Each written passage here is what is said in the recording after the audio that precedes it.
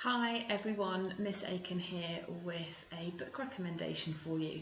And before you think I've gone a bit mad, I'm not recommending, for you guys anyway, Tiger Came to Tea and Mog the Cat. But I do wonder if you recognise the stories. Maybe you read them when you were much smaller. Maybe you've got younger brothers and sisters and they're still reading these books. As a mother of two under fives, we read these stories a lot and I do love them. But the author, Judith Kerr, she wrote other books as well, not just books for small children. And when I was a teenager, I was given this book, When Hitler Stole Pink Rabbit. And this is my copy here. Now, Judith Kerr was German, and she left Germany as a child, just as Hitler's dictatorship was getting going. Now, Judith Kerr's family were Jewish. When she was 9 or 10, Hitler came to power in 1933, and her family made the decision that they had to get out. Now, they were lucky that they chose to leave so early on, because it doesn't take long before Hitler takes all the passports of the Jewish citizens, and that option would have been closed to them. But in 1933, Anna's family, which is the main character of this book, leave Germany. They go to Switzerland and then finally end up in Paris.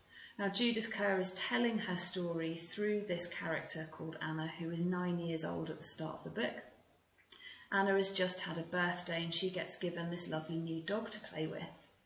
Now, this toy dog is her new toy. She's not played with it very much, and then she's told to pack all of her things, but she's only got room for one toy and she doesn't know what to take.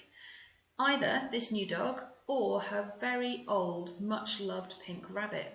And Anna thinks to herself, oh, we'll be back in Berlin pretty soon. I'll take the toy dog so I can play with him properly, and then I'll be back for the pink rabbit. But of course, they never go back to Berlin. She never lives in Germany again. So in her mind as a child, she thinks of Hitler as having stolen her pink rabbit. Now, Anna's family flee across Germany. They make it to Switzerland and they finally end up settling in Paris before finally, at the very end of the book, they head towards London.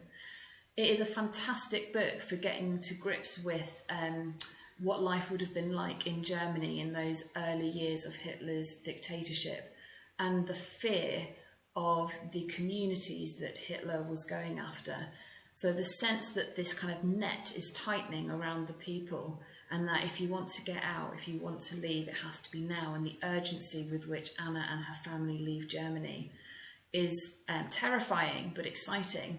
And when I first read this book, I wish I'd actually read it earlier. I wish I'd read it in years 8 and 9 when I was studying World War I and World War II. So I would really recommend it for year 9 who are just studying the World Wars now. You've studied the Holocaust already. I would also really recommend it for years 10 and 11, the Life in Germany unit. It's just another way of getting to grips with the content, of imagining what life would have been like, and for seeing how the things that you've been learning about played out in someone's life, in Judith Kerr's life. And even though she's telling her story in a fictionalised way, to know that this is based on truth is really powerful. So it's a really fantastic book, both in terms of story, but also in terms of history. I really recommend it. And if you do read it, I would love to know what you make of it. Enjoy.